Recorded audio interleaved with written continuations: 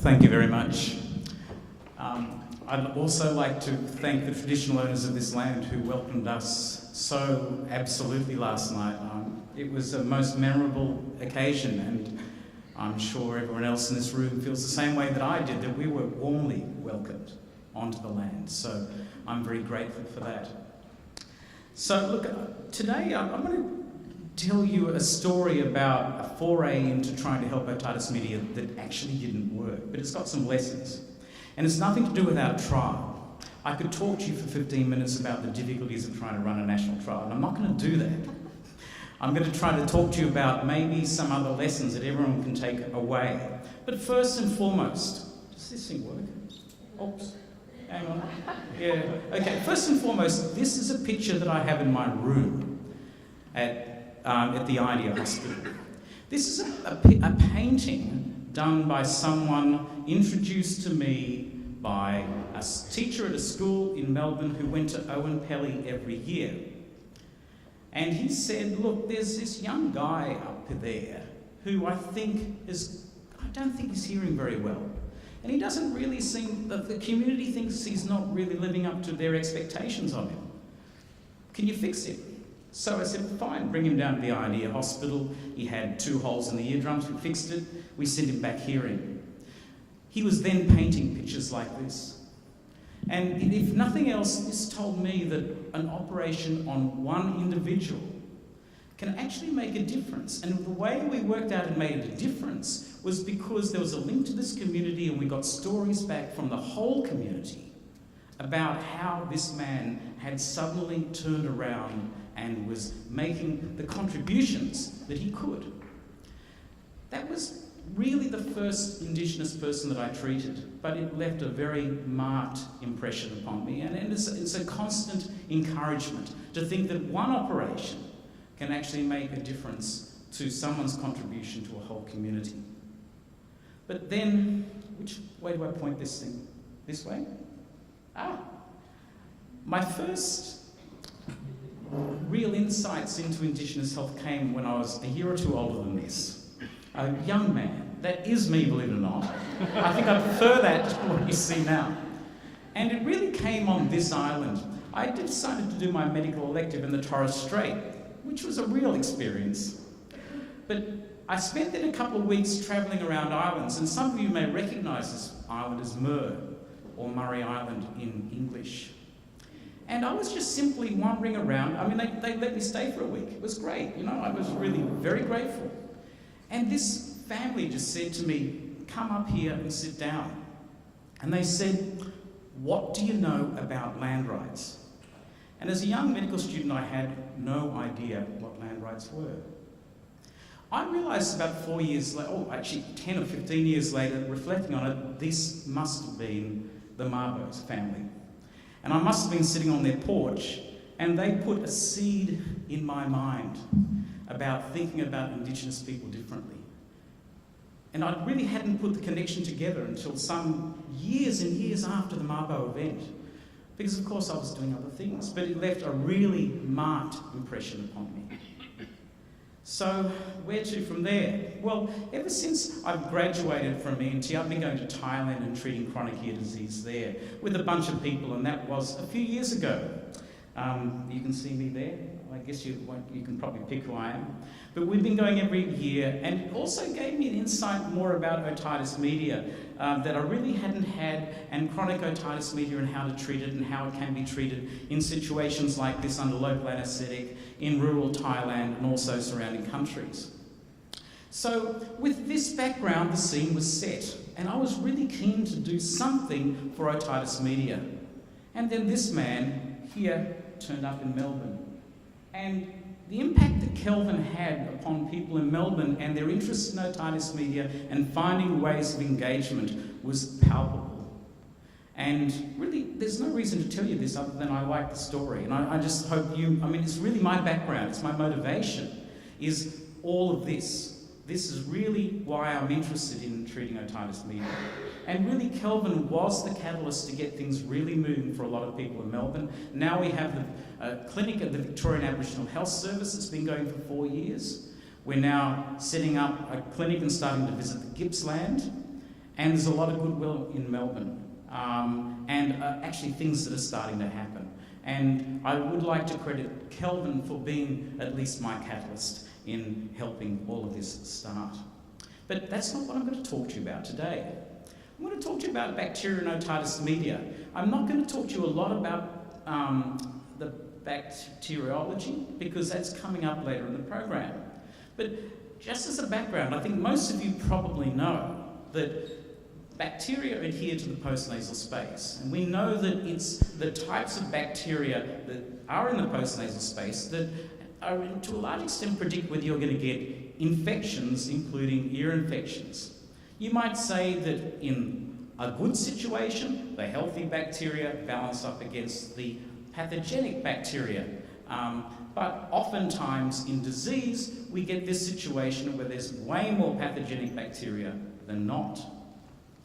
So when we look at otitis media in Indigenous children, we see firstly that it occurs earlier in life than in the cities. It's often more severe, it often persists throughout childhood, it's worse in remote areas, and one of the thoughts around is that this may reflect a bacterial overload. In other words, the balance of bacteria in the postnasal space being wrong and skewed towards pathogenic bacteria.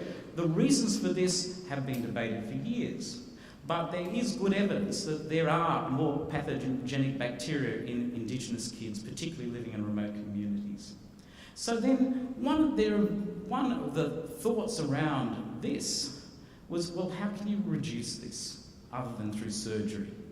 And then the person whose work I'm going to talk about today came along. This is Mary John. She works in the Christian Medical College of Vellore. She goes every week to a community hospital there where she treats chronic otitis media amongst poor Indian people. And she came and wanted to do a PhD in Melbourne, and she wanted to do something that might have an impact on Indigenous ear disease, which was extremely generous of her. So we talked to our local microbiologists and came up with a project. And the project was this, to look at a probiotic. So I'm going to tell you a short story about our foray into probiotics. Now, what are probiotics? They are bacteria that are thought to actually enhance human health. Now, so they can do it in various ways. One way, of course, is by competing for a place on the... can you see that? I can't see anything.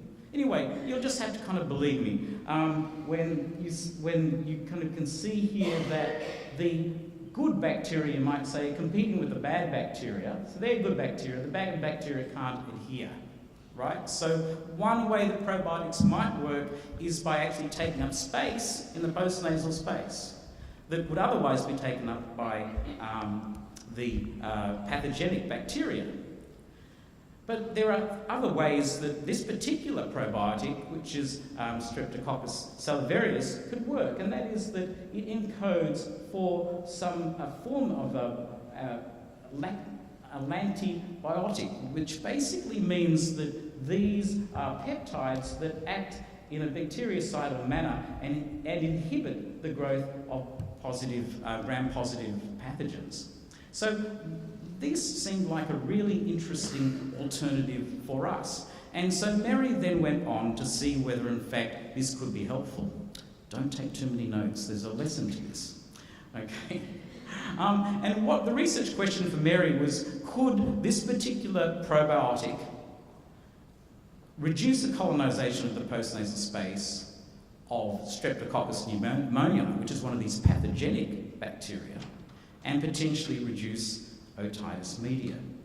So the first thing that Mary did was to go into the cell culture lab with our microbiologists in Melbourne, and the first thing she did was to add to the cell culture, firstly to add the probiotic, the Streptococcus salivarius, and then to add the pneumococcus later, right? So firstly, this is the first situation, is the probiotic gets there first. And so here we have the pneumococcus alone. Here we have a control situation. You put heparin onto these plates and nothing likes to adhere to it, basically. So that's like a negative control. And then when you actually add the pneumococcus, you'll see that depending, as you add more and more of the probiotic, you're basically getting less of the pathogenic bacteria being added. So this shows you that if the probiotic's there first, it can actually stop the pathogenic bacteria adhering. If you then go on and put both the probiotic and the pneumococcus together, you get the same idea, that when you've got lots of the probiotic, you have a lot less of the pathogenic bacteria. But the first little sign that things might not be so rosy in the real world came when we put, what happened? It's off the... I have to tell you what happened. Basically, what happened here, right, is that if you basically put the bad bacteria in first, and then you put the probiotic, you don't really get much benefit, right?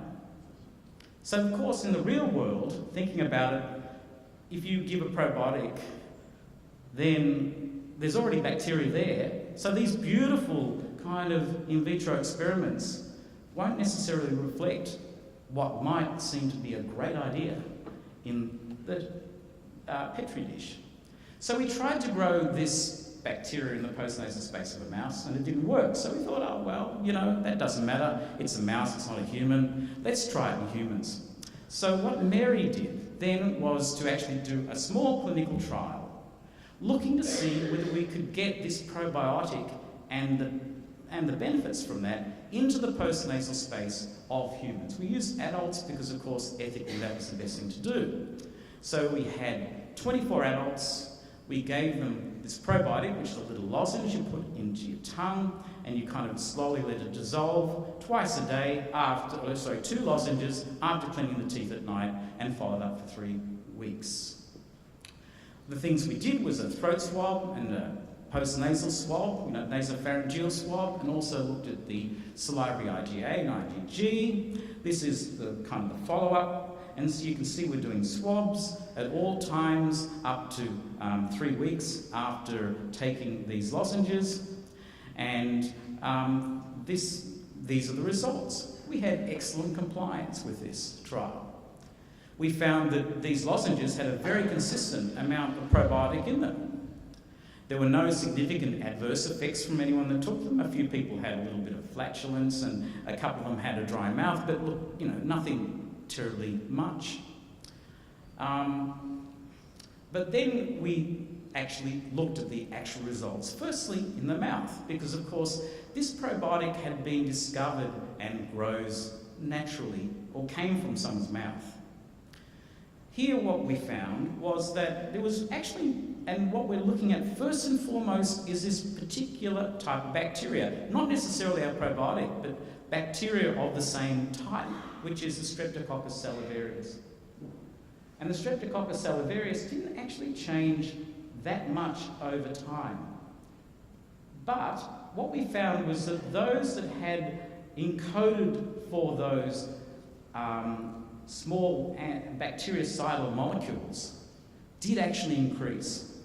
About half the people had a lot more of those inside the Streptococcus salivarius, which means that the probiotic actually had worked in the mouth, right? So you've got Streptococcus salivarius, and you can get lots of those in the mouth. You've got this special one in the probiotic that's got this thing called a megaplasmid that codes for these bactericidal agents, and that increased. So this worked in the mouth. That was so far so good. One of the interesting things was that it worked best when you didn't have much of that salivarius there in the first place. And what you see here, it's a bit little, I'm sorry about that, couldn't quite change it, is that the people who had less of this to start off with ended up with more of the salivarius at the end of the trial. Those who had lots didn't have much of an increase, but they still had more of these megaplasmids producing these bactericidal agents. Okay? And in fact, there was no effect on the IgA or the IgG in any of these patients. But then we get to the crunch. What happened in the postnasal space? Absolutely nothing.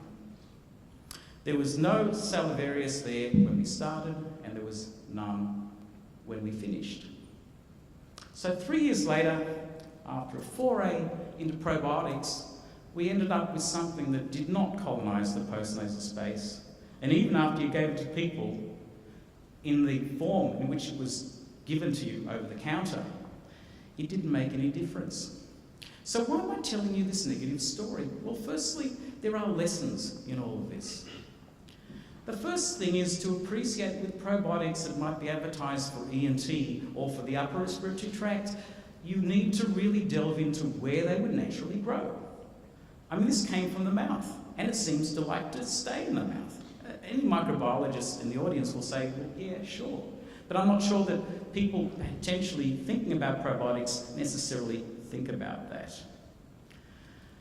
Secondly, if you want to use it for something like otitis media, there'd been one poorly done study really that had suggested that maybe this probiotic might reduce otitis media, but we were able to show pretty clearly that well, firstly, we didn't like the statistics. But secondly, that you've really got to think carefully if you want to recommend a probiotic to someone for otitis media, because you've actually got to do a lot of work. This is 3 years' work to demonstrate whether, in fact, there's even a scientifically plausible basis for it doing anything. And the third thing is that, well, of course, what we didn't do here was apply this probiotic to the nose. Right? We applied it to the mouth as the preparation had come commercially.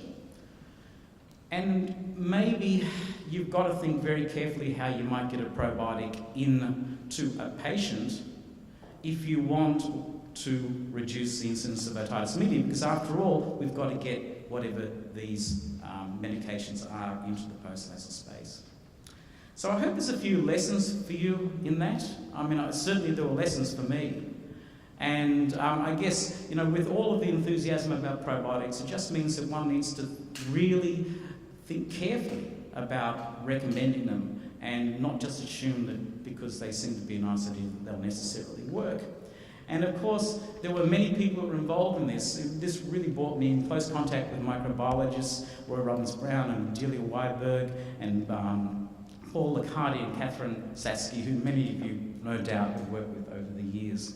And there's Mary, who's now back at CMC Vellore, and I believe that she's much better equipped for her academic career there, despite the fact we've got a negative result on this study. So thanks for your attention.